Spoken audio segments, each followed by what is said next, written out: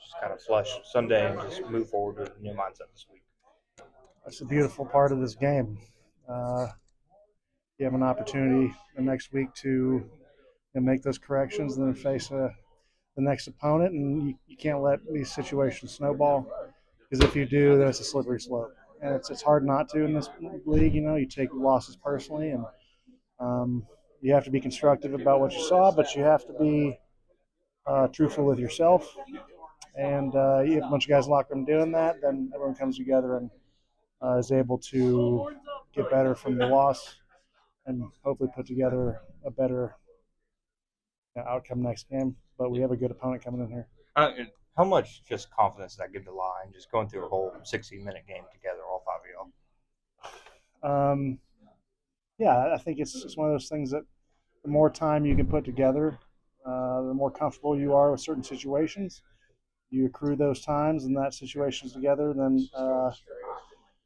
you have that opportunity to kind of draw back in those times.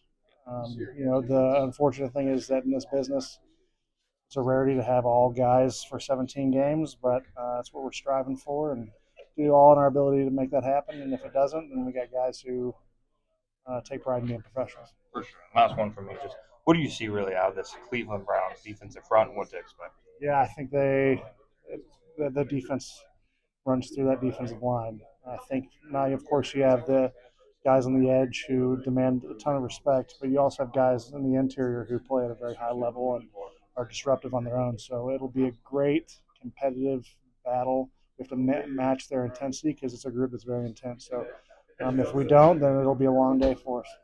Appreciate it. Yeah, you bet. And Mitch, how many times have you gone against Myles Garrett and the Browns in your career? Oh, probably 3 or 4. Yeah. Yeah, every time he's garnered as much of a game plan as anyone in the league, right? Like, he's a true game wrecker if you let him be. So we have to know where he is in all situations, and then just compete as hard as we can because he's a special player. Yeah, Doug talked this morning not only about him but about Jim Schwartz and that defense. What is it about Schwartz's defensive scheme that presents so many challenges? Extremely aggressive, in a good way, right? Like they're going to try to cause havoc on the way to the quarterback, and it's our job to kind of mitigate that as much as possible. And a lot of it's just going to be, can we compete with the intensity that they bring, because they're a very intense group.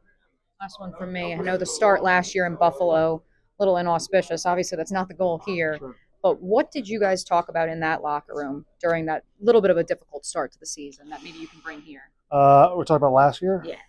I think that we knew what we had, but we also knew what we needed to change. And, you can't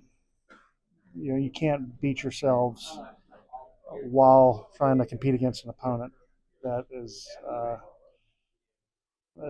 doing their best to beat you by themselves. I know it's a strange thing to say, but you can't compound negatives, and I think we have to do that. Hey, Mia here, and thanks so much for watching 1010XL Jaguars. For even more coverage of the Big Cats, be sure to subscribe to 1010XL Jaguars.